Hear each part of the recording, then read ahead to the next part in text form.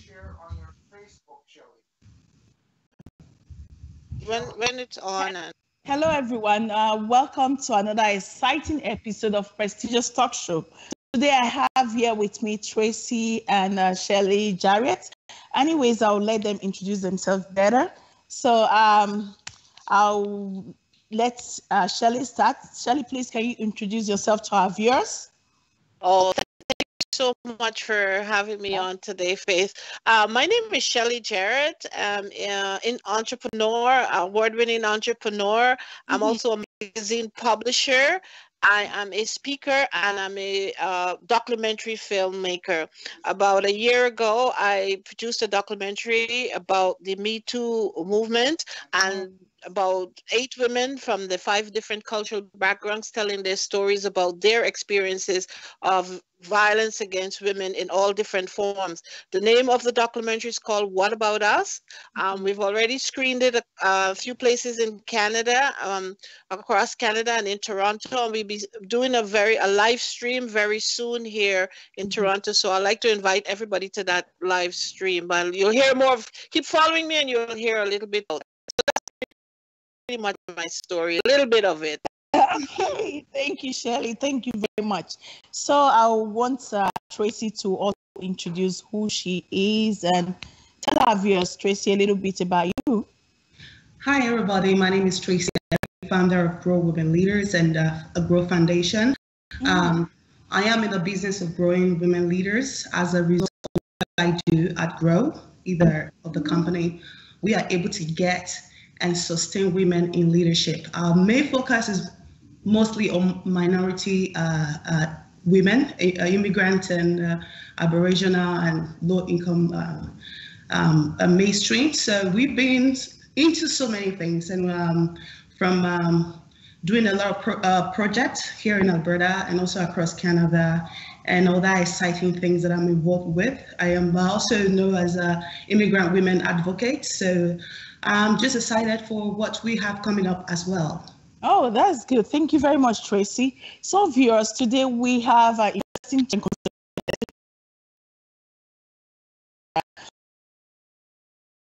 and Tracy, Shelley, and I, we are going to be engaged in the conversation of this COVID-19 coronavirus and what is actually going on right now. We're going to talk about it. So stay tuned and hear from this lady. So first of all,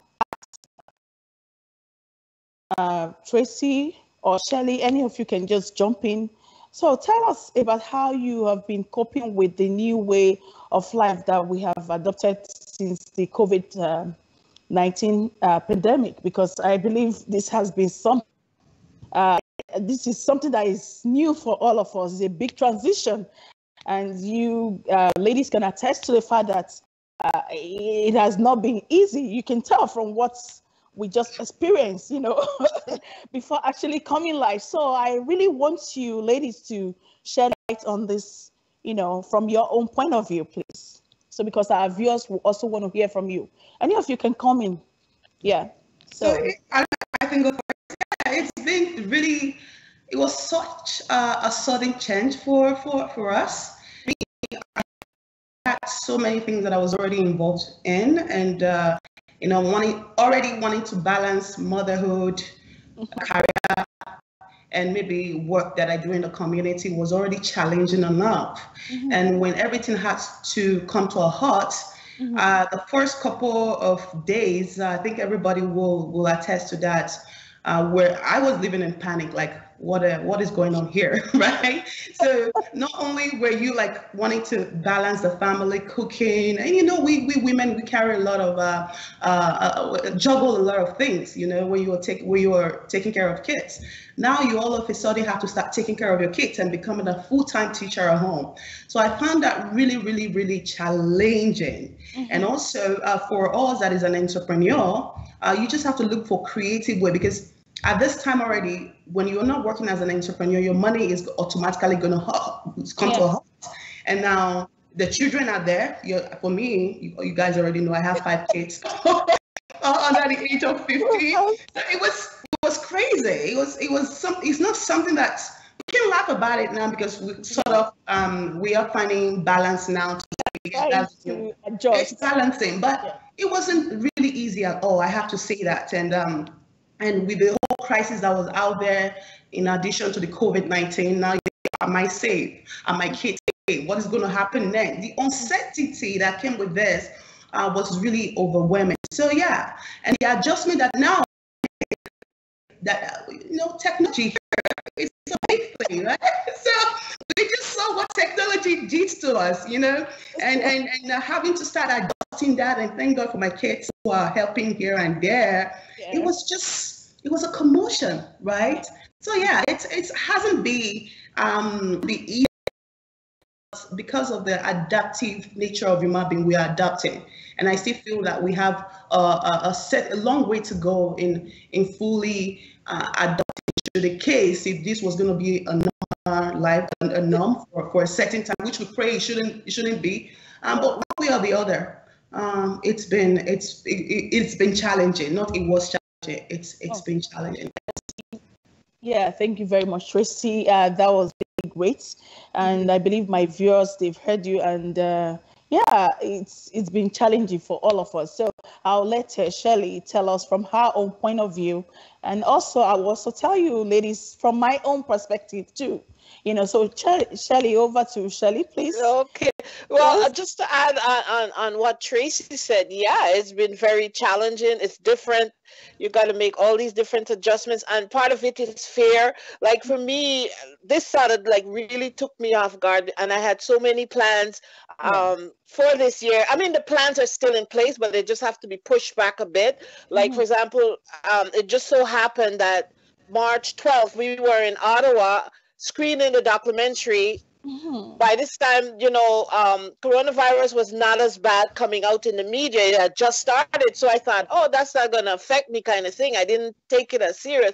But like I said, we were probably the last people to leave the university that night, like 10 o'clock at night. Wow. And the time we got back to Toronto, we did a 24-hour drive to Ottawa and back to Toronto. By the time we got back to Toronto the next day, everything broke loose. Places started shutting down, and we started taking it a little bit more serious. You can't go out, that kind of thing. So it started really, was scary. What do you do? I mean, for me, I don't have small kids. I have grown adult kids, but at the same time, it's what is this virus about? And and for me, they said to stay in, so I pretty much stayed in. And I was actually, I would say I was scared because I don't want to get sick. I have underlying health problems, of course, and they were talking about, you get this thing and you have underlying problems, especially in the Black community, you can pretty much die. So I didn't go out much. My husband did all the grocery stuff and the medical stuff, and I would drive him crazy because when he come home, I said, "Did you wash your hands? Did you wear a mask? Did you cover up?" I drove him absolutely crazy because don't touch anything here. It was really scary. But I tried to listen to a lot of the news coverage and find out what is going on, what's happening. Call around friends to make sure they're okay, because I mean, we're all going through this at the same time. And each time I go out, and when I say go out, I'm just going to either the grocery or something like that. I'm not going anywhere too far. I come back, I would do the deep steam, steam my face, steam my throat to clean my lungs and the whole bit like that. So I did try to stay healthy. Top up on the vitamin C and everything that I needed to do. And for work-wise, we're home, we can't go out, but I found it, you can do other things at home. I started cleaning up my LinkedIn file that I hadn't looked at for years, got that in order, connected with a lot of people. Learned this Zoom. I didn't know anything about Zoom. I had to learn it. I'm still learning it. This is probably my third live for the day. I have another one to do later tonight. Wow. And so I've been on this virtual journey. Yeah. And it's fun, but it's some major adjustments because I still don't have all my equipment. You got to get extra lighting. You got to find the right lighting in the house. My house somehow is dark. I can't find light in my house. So it's a big adjustment. I'm enjoying it, but it can be frustrating. It is. Yeah. So we're learning how to move our business virtually right now because, as you know, there's going to be not too many brick and mortars going on. So we really have to learn how to shift our businesses online, and you can still have a successful business if and we need to be a little kinder to ourselves and take time, because all this take time to learn. We can't put so much pressure on ourselves to be able to learn all these things, right? Because this took everybody off guard. Yeah. And so now that it's being lifted a bit, I'm still a little bit skeptical. I still don't go too many places because you don't know who have what, Yeah. And I have a lot of work to do. I haven't fulfilled my purpose yet. I'm on the journey. So I want to be around to be able to do that. Yeah. And to be able to see my kids be successful. So we're all in this together. Yes. So thank you very much, Shelley. For me personally, it was really, really challenging. I was freaking out initially at the initial stage when I first heard coronavirus. I was literally reading everything.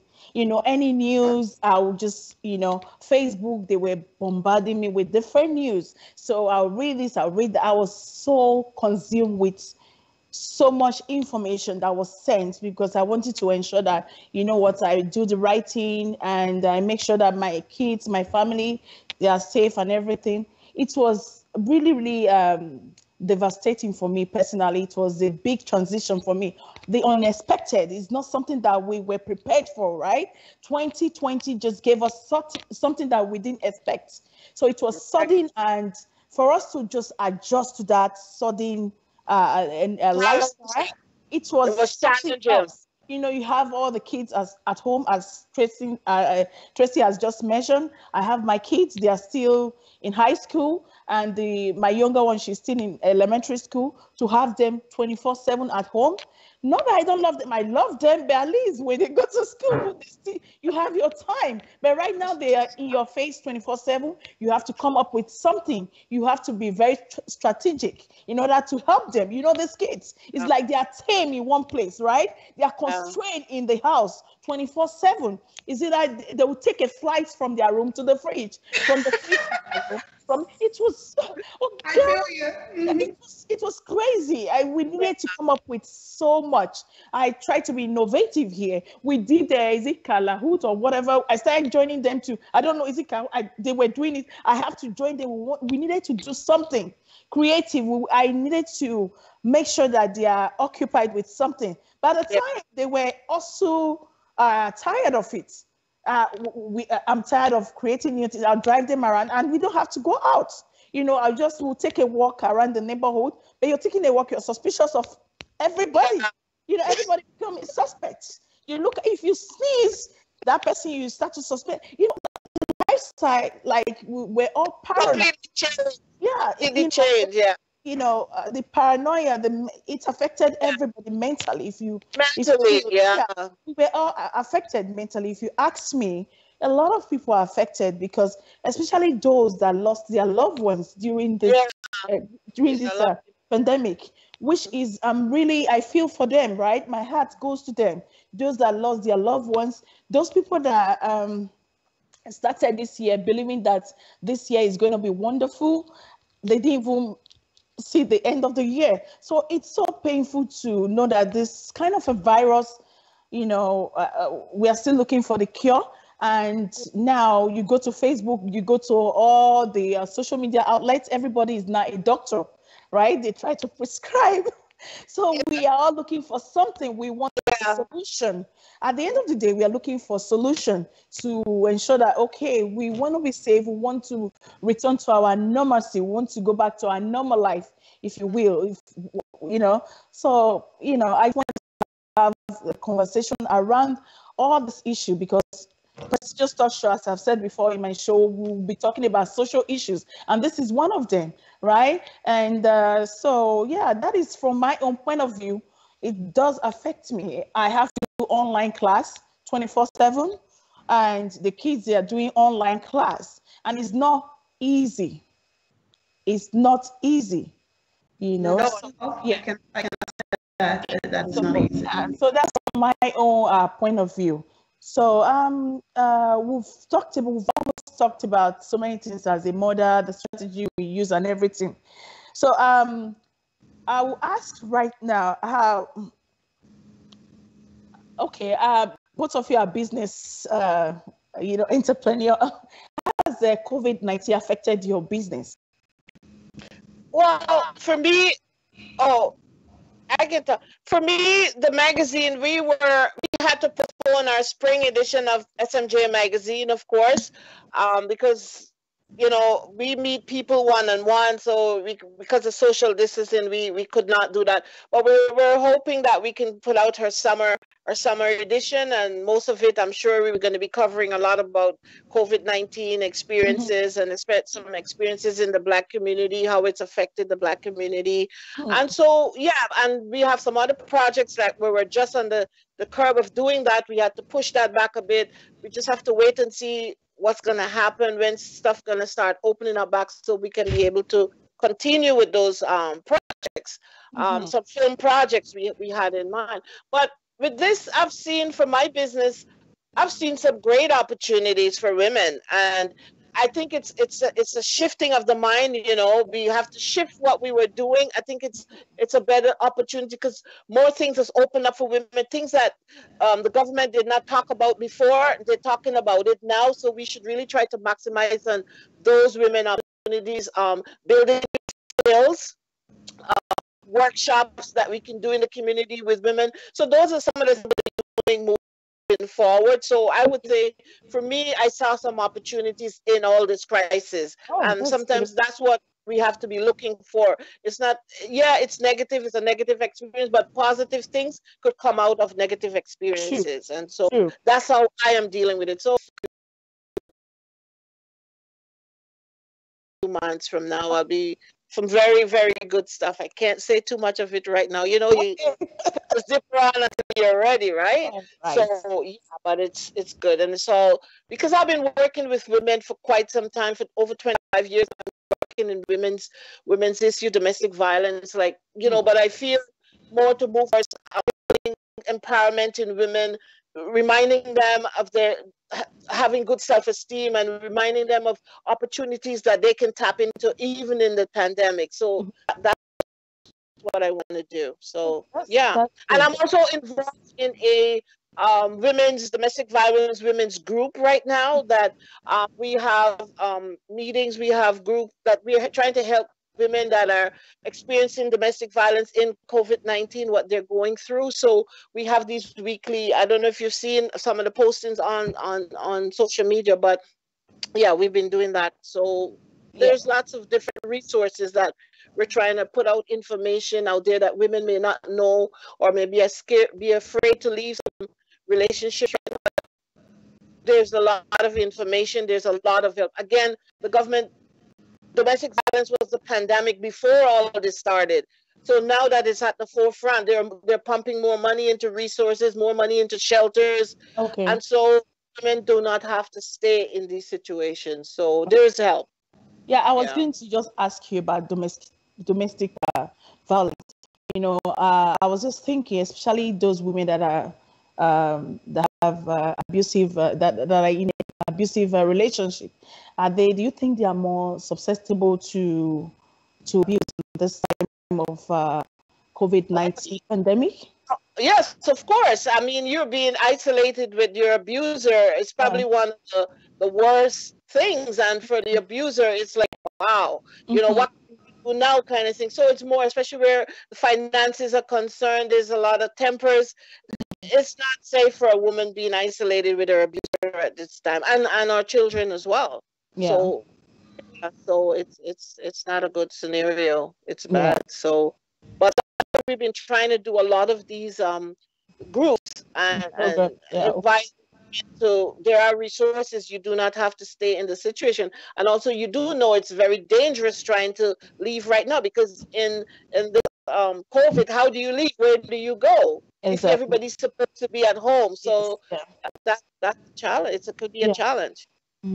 Thank you very much, Shelley. That was really good. Thank you for actually talking about that, and I believe this will also help a lot of women out there. So Tracy, tell us, you're an entrepreneur. Tell us how you've been coping with this COVID. It's just the same what Shelley just said, But for me, being a development and leadership development and advancement for women empowerment, like on a global scale. So we have so many things planned this year that we were working on. I went to Africa, came back this year, got a lot set up over there, and we're planning to launch our space this summer, a development and advancement space that we've been working on for like 2 years. So with the whole COVID-19 crisis right now, we just have to postpone everything that we're doing, The only thing that I'm really focusing on right now, it's more of the partnership with the municipality and government and all that. But other than that, it's just we have to look for a creative way to take everything virtually to see, because as we can really tell, we don't think this is going to be a thing that is just going to go away pretty soon. There's just going to be so much adjustment. And the guidelines that is being set right now, it's nobody. I don't really understand what the guidelines is going to be when it comes to social distancing. And what I was developing was really person to person initiative. So yeah, that hasn't really stopped me. As Shelley also said, we just have to look for creative ways. Get it done and be more innovative. And it also gave me a lot of time to do more research. It's just that as an entrepreneur, you don't want to be like dabbling everywhere, which you see a lot of people doing now. They dabble here, they dabble there, they dabble there. It's crazy. So with my thing, I had to just master my craft. I know where I want to be, and doing set education to say, this is what it is, and how is this going to be on a long run is what I've been doing, and also helping people. Of course, within my group, there are so many women panicking and all that. But other than that, we just we shifted our launch because we're doing a soft launch of it now instead of the hard launch that we're planning for. So for next month, so watch out for that. So everything is going accordingly, but definitely financially, this whole COVID-19 brought everything to a halt.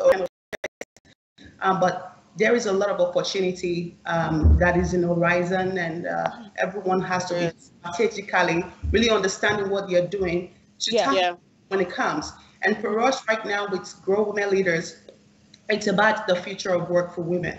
You can see we're kind of, seeing that this is funny right now. Oh, yes, we have to learn. And the future of work and the industrial revolution that is coming, which I have been doing a lot of work for even before this happened. It just happened so fast that I'm like, oh, damn, this is what it is. And you see what is happening with the company now there. So it's going to be so tedious on women. And for minority, it's another ball game. So that is really where our focus are mainly lay up, because when this is all done, when we're living in that fourth industrial revolution, minority women who has hands full like us, are going to be suffering from this economy that we're supposed to be able to put our Grow Women Leaders in that space. For us now, we do it in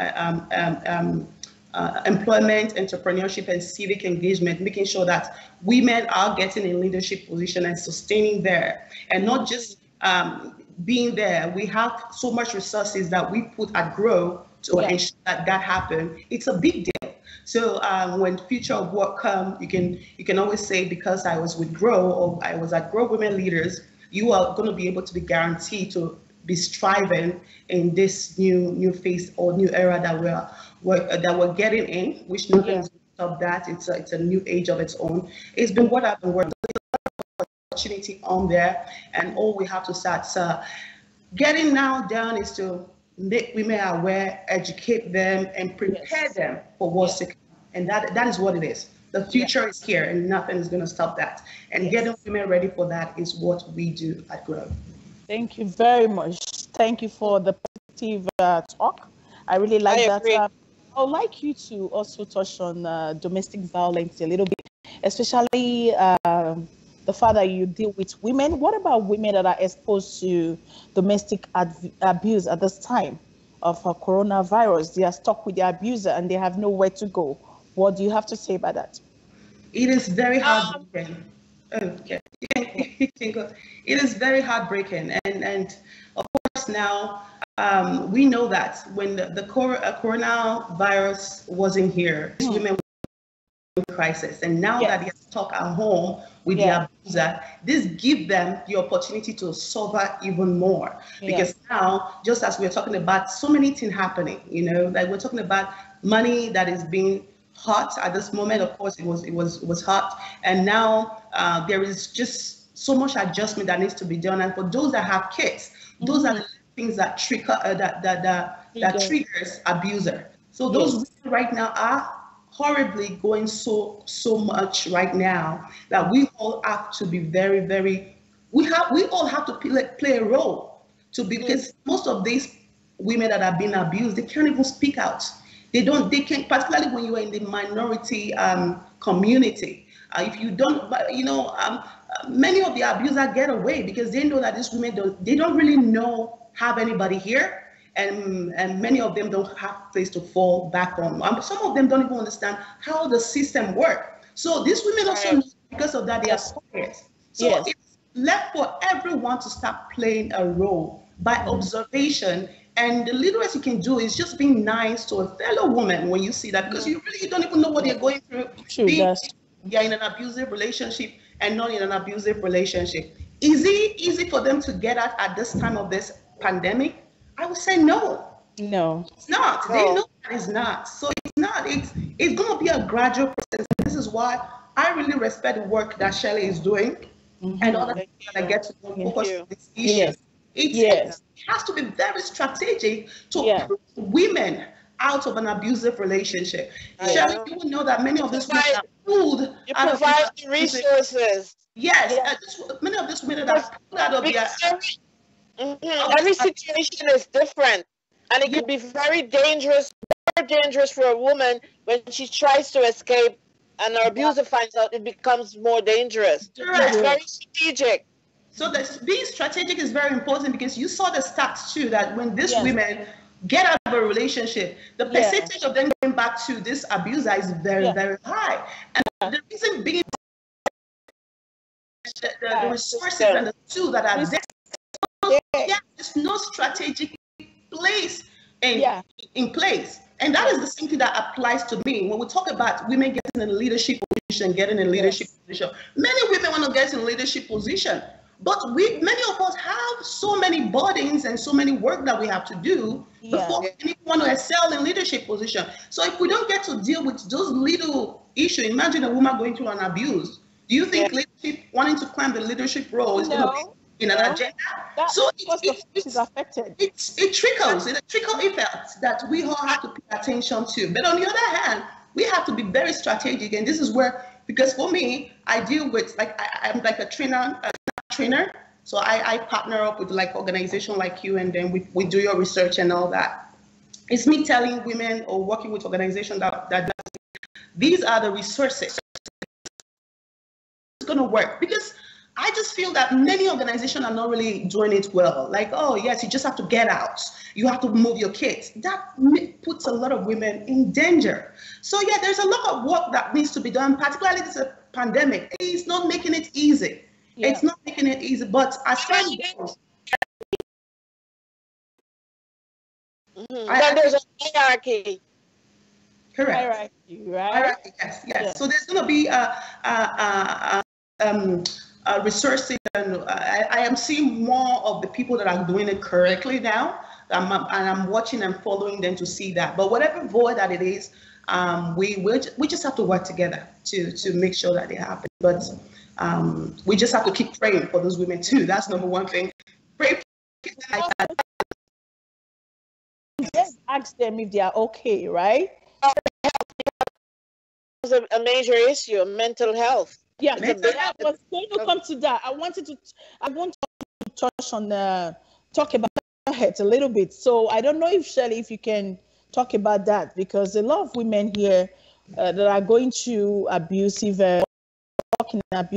relationship, they go through a lot of mental health. So how can we deal with that? So really, that's a good question. Like, how can we deal with it? Again, I have a beef about that, because they say there's a lot of resources for that, but where is it? Where is it for the Black Yeah. community? Yeah. I don't. I see it in other communities, but I don't see it in the Black community, and it frustrates me a lot. Like, we need to have specific social workers, mental health advocates, psychologists, all that stuff in the Black community that are really helping, because right now the Black women are hurting a lot. We are carrying a lot on their A lot. shoulders. You know, this morning my son called me and he was talking about the mental health in the Black community. Men are hurting. Yeah. I don't see anybody talking to them. Yeah. Where do they reach out to? Who do they call? So it's a big problem. Yes, we women are having our own mental health issue, but our men are having it too. We have to remember that. And it's harder for the men because they don't have anybody to speak to. We can call our girlfriends or we can call our mentors, but who do they speak to? So it's a big deal in the Black community. Right now, with all the stuff that's going on, I was going to come to that. That's my next yeah. And in addition to what Shelley just said, it's you know that when it comes to mental health and the culture you're from, you know, it's don't ask, don't tell. Matter of fact, when you talk about it, your stereotypes, you know, I don't know. I think Faith will agree. A culture whereby mental health is something you don't talk about. It's stigmatization. Stigmatization, that's the word. A lot of people don't talk about mental health because of the stigma associated with mental health, especially due to, especially we Blacks. You know what I'm saying? When somebody discloses that they have mental health issue, automatically they don't see that person anymore. They see that mental health issue that the person disclosed, that they'll not judge that person based on that health issue that the person just disclosed. They'll say, oh, that is what I'm trying to say now, Faith, because I think that is because of lack of education that is around that. Because when we say mental health right now, depend, like if that person just came from Africa, depends on the level of education they have. They automatically take as somebody that is already psychotic, you know what I mean? Because that's what it is. And some of us, we know that. So having to promote more education first before the resources and the two is really matters right now for us to start bringing awareness into this. This is what, even without not even being in an abusive relationship, this is where many of us has to deal with as a Black woman, as an immigrant, you know, and some of us, most of the time, believe you me, they don't even have a name for it. They don't. I can't even tell you some of these immigrant women right now, or men, with me, when I came to Canada, with my level of education, now I'm just starting to realize that there was time that I suffered from depression. I didn't even know it was depression. No. And you know what I mean? Because there was not a name. We come from a culture where it doesn't have a name, right? So somebody has educated me to say, this is how it was. Before even talking about tools and resources, I will be aware and be able to do that. So I think right now, the best thing we should be doing for women is to look for a way to make them be aware. And awareness comes through education. Education, okay. If we have to start waiting for the resourcing and the two, we're not going to go anywhere. Because it's just that's another barrier of its own that it will take time for it to fall in place. But you educating another woman about what the possibility and the rate of what it could be when it comes to mental health is very important. Yes, it's very important, and that is why everybody has to play a role when it comes to dealing with this pandemic and women suffering from mental health. Yeah, and that is why we are also using this platform to reach out to people to create awareness, right? What we are doing right now is creating awareness, you know. Mental health, if you have depression, if you have PTSD, if you have bipolar, you know, some women, they have... Or if you're just feeling sad, or if you're just feeling sad and you don't know why you're sad. Yeah, you know, you have different things that you want to talk about. You know, reach out to people. It's nothing wrong. Mental health for me, if you ask me, is just like every other sickness. Like when you have pain in your body, you know, they don't stigmatize that. But once you say I have mental health, the mental part of your body needs to be taken care of. I don't know why this. And that can be because of so many things happening together at once, and many people don't have the capacity of handling it. You know, you get to juggle children, you get to go to school, you get to go to work, you have to. Some people are taking care of sick family members. Some people people are thinking of sending money back home. Thank you. So when that becomes too overwhelmed on you, it's like a computer. When your computer is overloaded stuff, it crashes.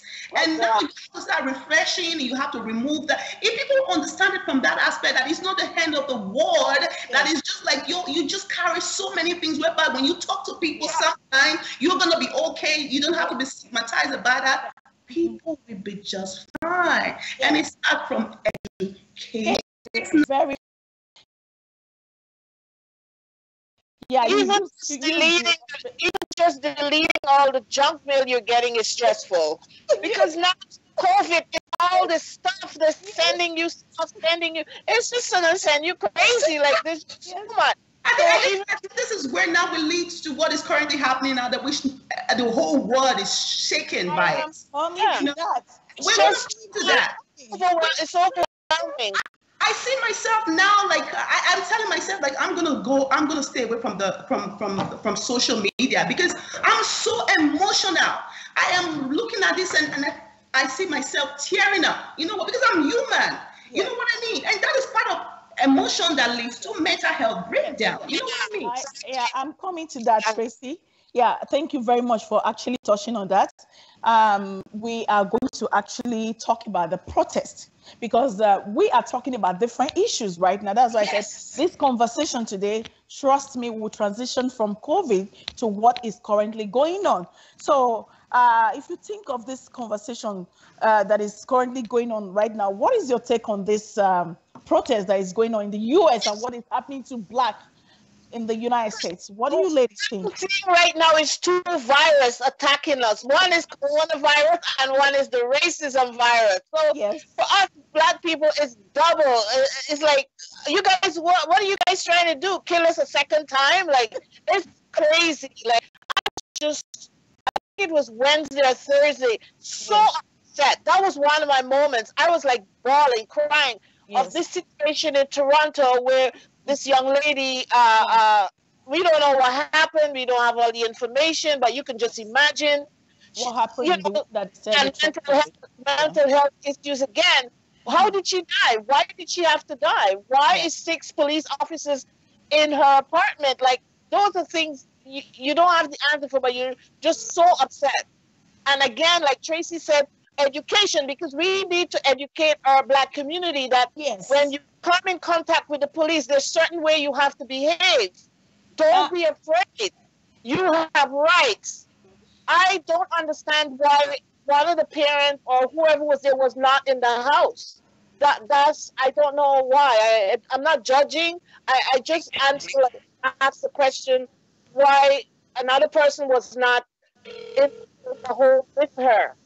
That's all I want to know. Like, because we don't know what happened, and she's dead. I was very upset. Okay. I have Black sons. I have twin sons, and I could just imagine if my son was stopped or whatever. And how does he defend himself? That's what right now. There's war against the Black males, and war against their mothers. So, Tracy, do you have anything to say about that? Absolutely, I do. It's scary and it's painful. That 2020, we're still debating about racism. You know, the effects on Black people. It is painful.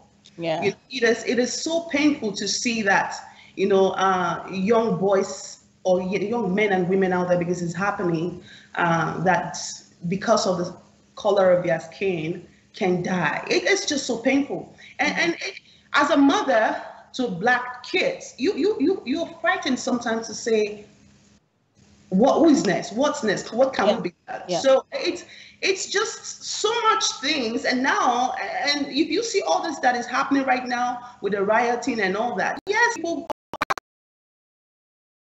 voice to be heard. You know what I'm about?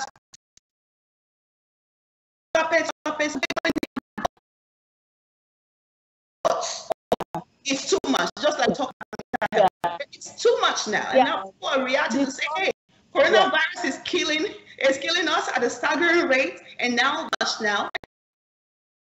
feel like we can. I think change needs to happen at the dinner table. We need to start talking again. Both Black families need to start getting back at the table, talk about stuff. White families needs to be the conversations around tables right now, because there need to be policy change. Otherwise, we're repeating history. Exactly, because policy needs to be changed, because the trauma that this has within the all over the world. Me hearing George Floyd when he cried "Mama," that was something. And it pierced my heart. Yes. Yeah, I felt so, but I still couldn't comprehend everything up to this moment as we speak. You know, I just can't articulate things. I'm still thinking through the whole process. The fact that a lot of the whole world witnessed his death is something that, you know, it's something that the whole world needs to come and talk about this. There needs to be a change. Policy, as you said, has to change. You know, because a lot of things Black people we've endured enough. We've endured enough for centuries. Black people, they've been going through a lot of violence, structural violence. You know, institutionalized violence is embedded in the institutions. You know, and this is just overt now. This is overtly done. That the whole world needs to come together and talk about this issue. We need to call out these big organizations that get there's nothing that irritates me more than they talk about inclusion and diversity. Show me where it is. It's a fancy word that they use. And they put one Black person in the organization and they call that diversity and inclusion. That is wrong. Yeah. You know, we need to be at the table as well. We need to have access to things just like everybody else. Yeah. I appreciate that. I appreciate that. You know, for me, being in that role now of getting women in leadership, you know what I mean? And the idea, oh my God, I'm trying to make sure this does not happen. And the idea of like, we have to get on the table, we have to get on the table, we have to get on the table.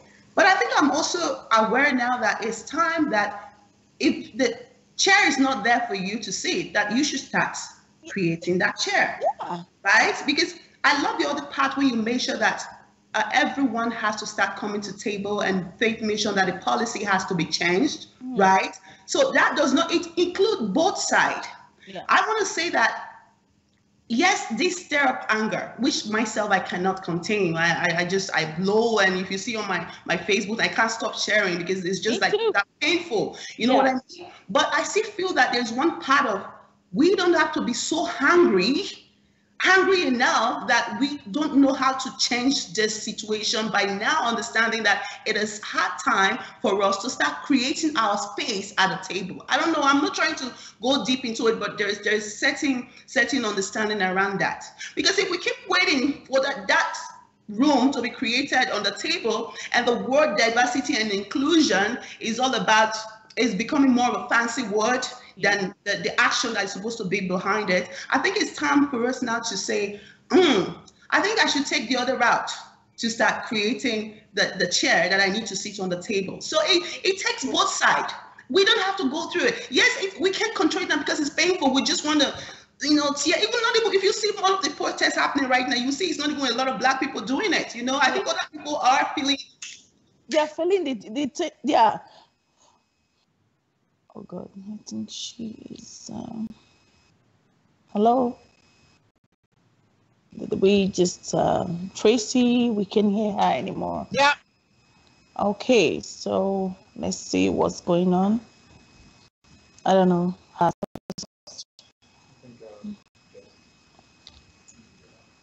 Okay, so Shelley, I don't know what happened. You know, we're still talking about technology. That's okay.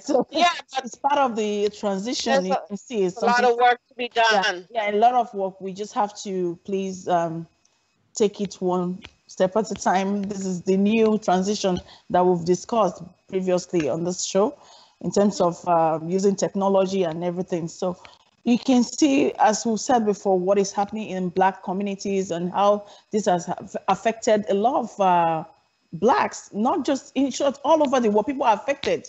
People are traumatized by what they saw on social media, you know. So, so what message you have for Black people, Shelley?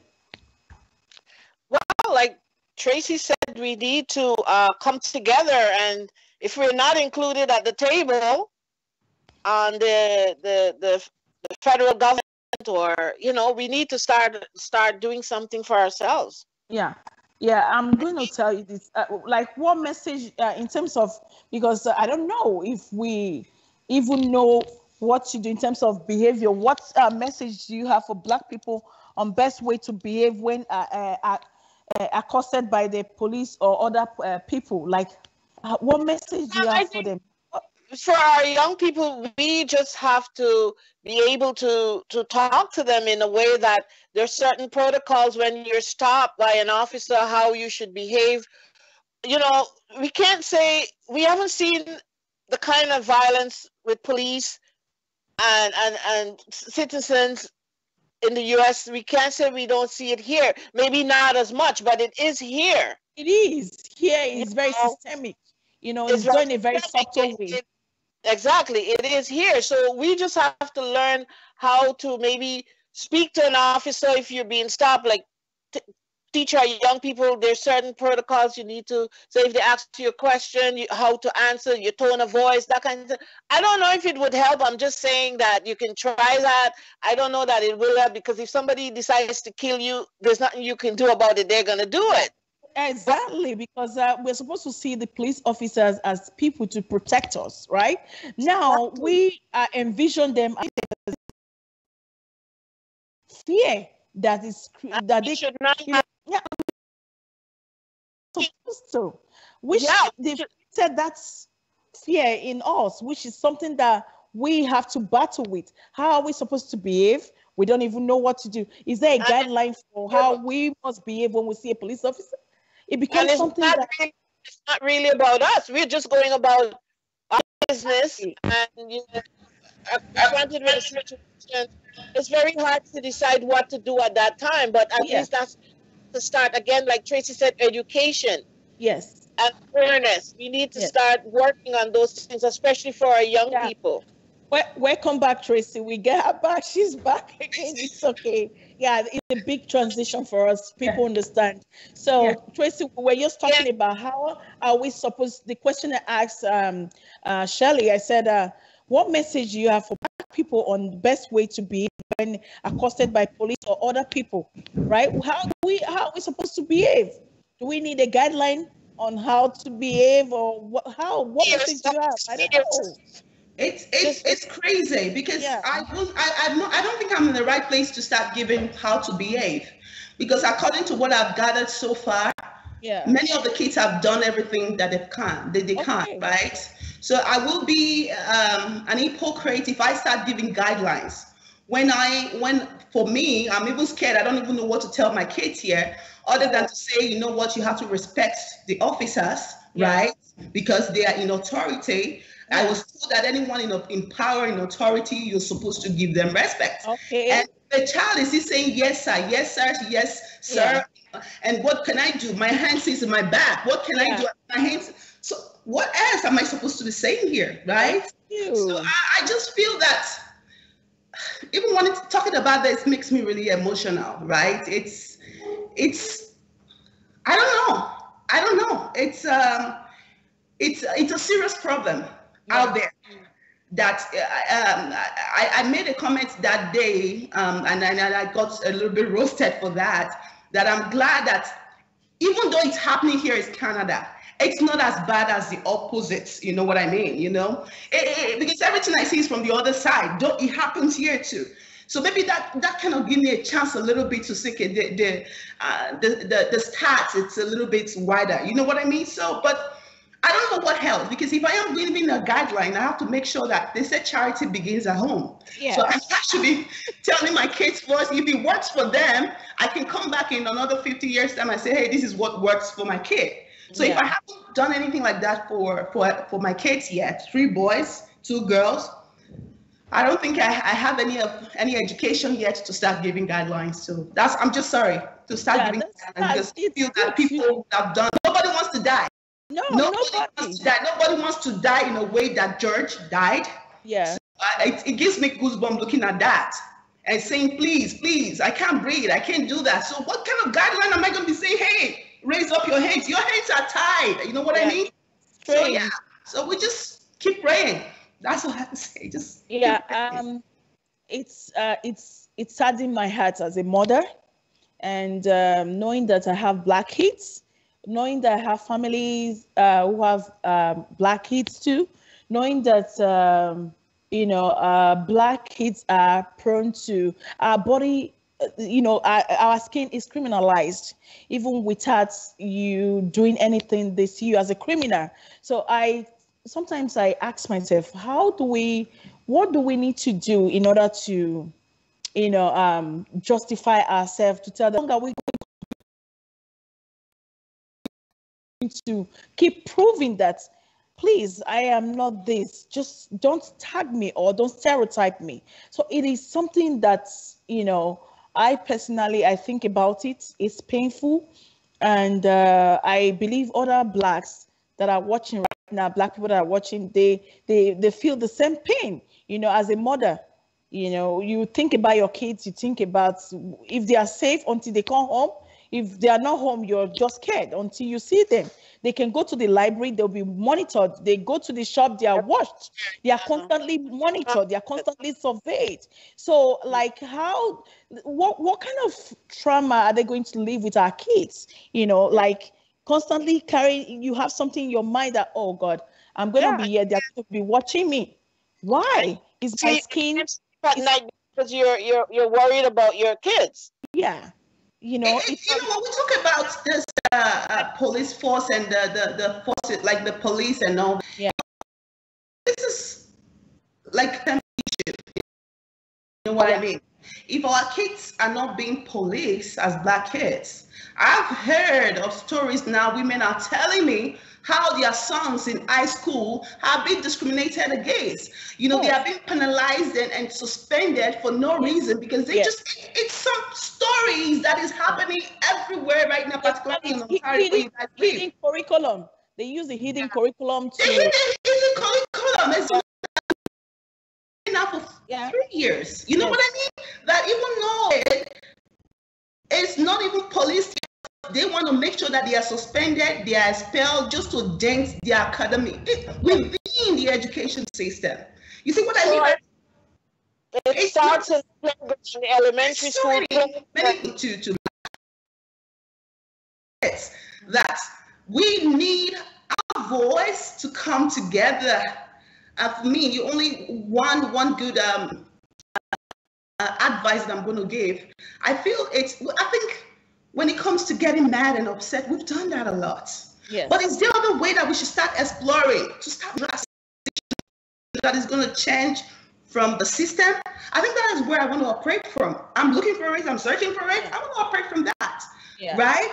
Because to say in 2020, we're still having this conversation. Maybe 30, we're still going to be having this conversation. But is there something we have to start today that gradually will make a difference? I think that's what some of those people that are doing what they're doing right now, amazing job fighting against the injustice, can keep on doing that, while some of us will also focus on how do we change it from a systemic, have one like this and keep talking about it. Keep talking. That's just it. Keep talking about it. Keep talking. Making our voice heard. That's what we should be. And policy has to be changed, because if you can see, this is embedded in the system. It is institutionalized racism, they call it. It is something that you cannot see. So because of that, it creates a structural violence. You cannot see what is hitting you, right? Like you ask yourself, what have I done wrong? You go to a certain place, you're looking for a job, you have the same qualification. You might not be offered the job opportunity, right? They might just take 1 or 2 Blacks for showcasing. All right. For inclusion and diversity. Exactly. It's me like crazy. A Black woman that is always in the mirror smiling. You know what I mean? So in order their privilege is underprivileging us. So when we have something, you're living in a fancy neighborhood, they'll question how you got your money, right? If you're educated, your qualification is questioned. Everything you do is being scrutinized and interrogated. So how long are we going to? It's never good enough. How long are we going to take this? So what if need to do, for me, if you ask me personally, is to make a change to the policies, the system. They have to. And who? If I may ask now, Faith, who do we meet for that? Okay, like your prime minister. Okay. Yeah. So trust me, we are talking about it now. This is how change can happen, right? Change happen. I'm just gonna throw this out there. Change happen when we start focusing on social economy. Yeah. Building ourselves up economically. Yes, that's true. As an entrepreneur and taking it seriously, I think that is where the changes is going to be heard. And again, we have to come together as one. Love. Love. Love. You know, we want to, let's say all things and all things.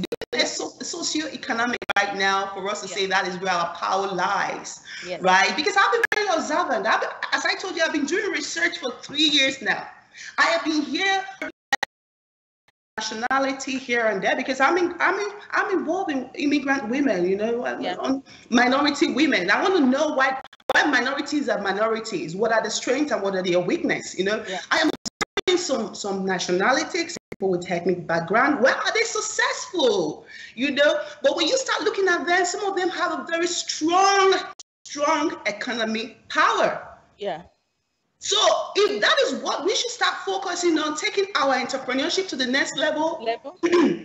And doing it, I think that is where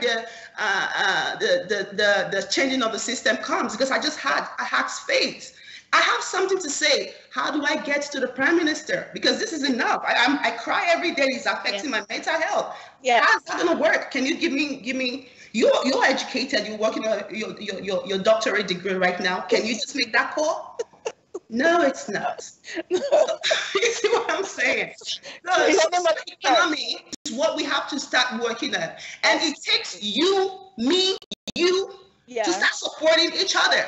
Yeah. So instead of us now tearing each other apart or wanting to, come together, we should start building each other up.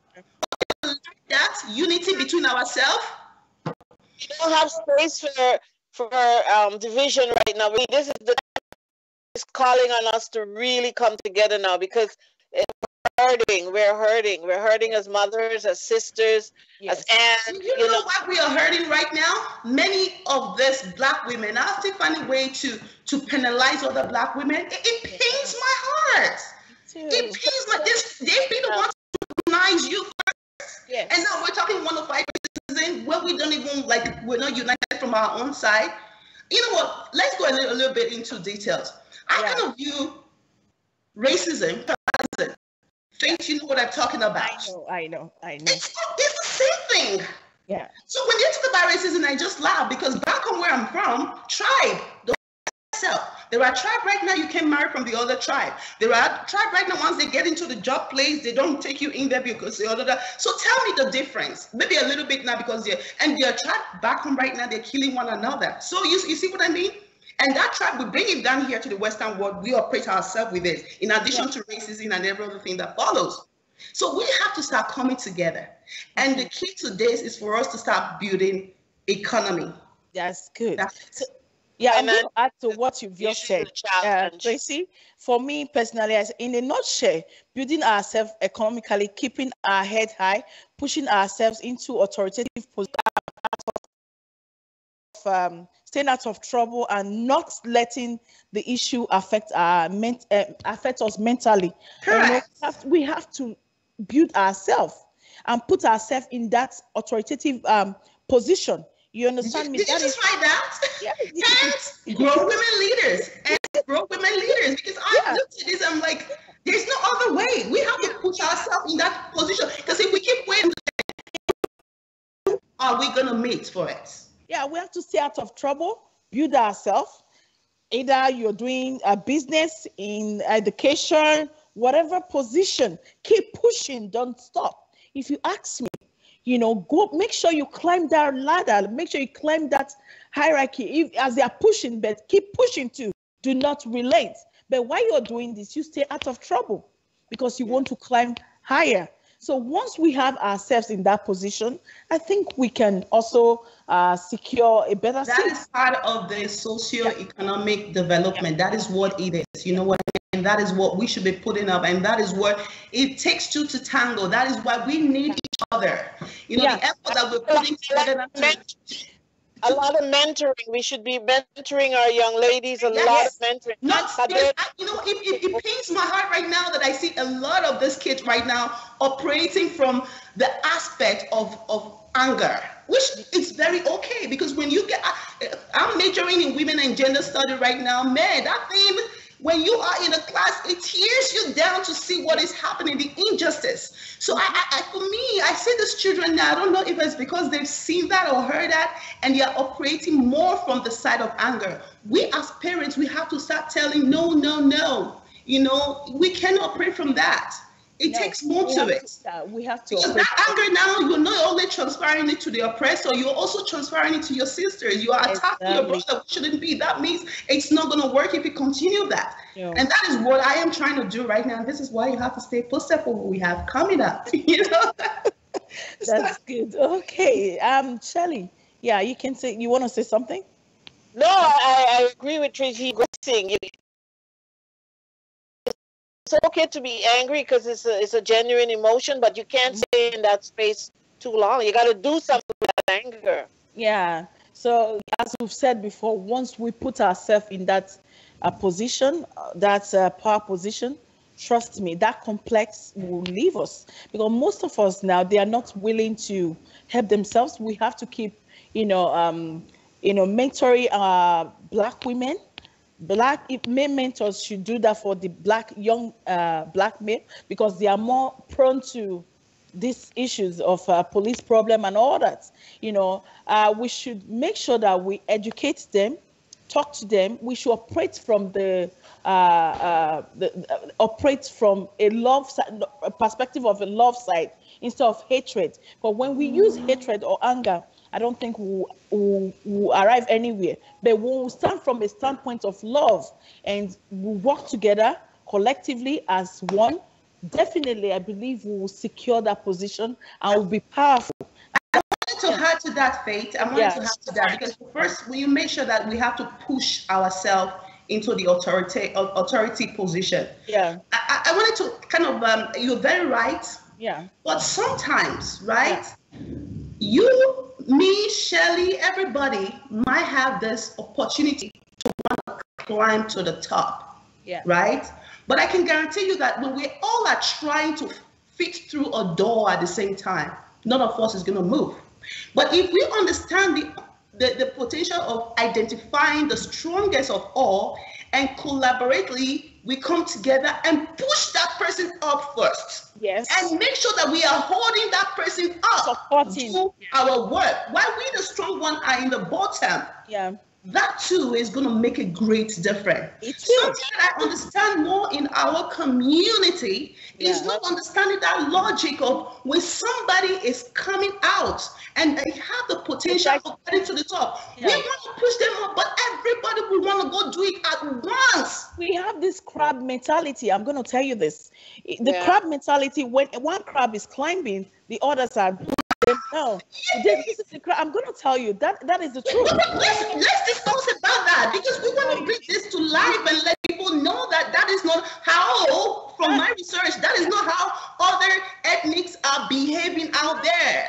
I just don't get it. You're doing something for your community. You are not being paid for, like what I'm doing now. This is my time. I have a comprehensive paper that I'm working on. This is my time and everything, but because of love, I'm trying to share my knowledge to the world. And because of love, you're passionate. You're passionate about it, and because of the passion you have about it, you are still going regardless of the struggles and the challenges you have out there.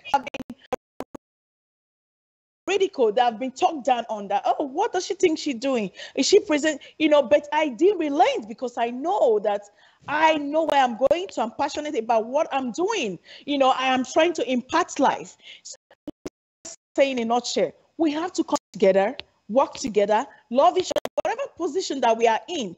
We should let's find in each and every one. Push people up. Let's come together to push people up. Don't say because Faith is doing a talk show, I can do that. It's redundant. Just call a spade a spade. Yeah. Rather, let's look for Faith. Are you looking for a guest next week? Put me down whenever you are. That is where support come from. It doesn't take anything to be there other than to just wear my makeup and come see here. That's it. Exactly. That is the truth. Thank you very much, Shelley, Tracy. Trust me, a lot of people, they don't. That makes them not to know who they are. You have to first of all know who you are and what you're passionate about, what you're good at. You don't want, hey, Mr. A is doing this. Oh, you want to follow Mr. B. You don't even know where you belong. So first and foremost, know where you belong and what you do. Find your passion. I have a passion for what you do. So when I see people doing it, it's okay. It's a free word. I'm not even, but I just do my. I love what I'm doing and I'm doing it. So that is why you see me doing it, my time and everything. But hey, guess what? A lot of people are benefiting from this. Absolutely. Right? So I am just glad that I have wonderful ladies with me who, we had a very great conversation around different issues. We talked about mental health. We talked about the COVID-19. We talked about the protest that is ongoing right now. All right. So these are some of the things that prestigious talk show is all about. I came up with this show for us to talk about social issues, talk about fashion, talk about everything, right? This is why this show is actually here. And I'm so proud of you. I am super, super proud of you. I can't say like for what you're doing, for not, backing out from it, because we need a platform like this. Thank you. I've helped back from the one. Of course. We have conversations and I have your back. So we have, wonderful ladies like you, Shelley, Tracy. I respect ladies like you, and I want to also use this moment to tell you ladies that please keep doing what you do, no matter who or what they're trying to tell you. Oh, don't worry, what are you benefiting? Don't listen to them. You're changing lives. You're transforming lives. You're making a difference in the community. And that is what I'm doing too. So I so much appreciate the fact that both of you responded and said, yes, of course, I'll be live with you. This conversation is wonderful. This is wonderful. You ladies are beautiful, intelligent, and I just want to say thank you. Thank you so much. We just have to keep pushing. What I tell people out there, I said, if I can't finish the journey that I'm on right now, I've got two beautiful girls, powerful like me, that is going to take over from me. I've got 3 boys too. So we shouldn't be discouraged, We are done with whatever it is. We've got people that is going to take up where we left off and keep on going. That is where we start building generational wealth, generational power, generational authority. It starts somewhere. And for me, I choose that it's going to start with me. And I'm going to take it forward. And that's what we are doing here. We're forward to the next generation. Passing it forward to the next generation. Whatever it is out there, it's a bygone. We're leaving it behind. This is really wonderful, Faith. I really appreciate you. Thank you for inviting me, Faith. Yeah, thank you, Shelley. Thank you, ladies, for coming live with me on I am super excited to really have you ladies back. This conversation, I love it. And I also want to thank my viewers for taking their time to watch us. You can see that Shelley, she's with me live, and Tracy all the way from Edmonton, she's also with me live. Thank you so much, ladies. And please, people, go to my YouTube channel. I'm not asking for too much. Go subscribe. I still don't have much subscribers. I don't know what I'm doing wrong. Please, you guys go to my YouTube channel. We need to promote that. Faith is promotion. We need to promote. Yeah, please, you guys keep promoting this show. Subscribe to my YouTube channel and, like us on Facebook, follow us on Instagram. As I've always said, you are not alone. All right. So I'll see you next time. Ask Faith segments will be on Friday. Thank you very much. Bye-bye. Hey, everybody. Bye.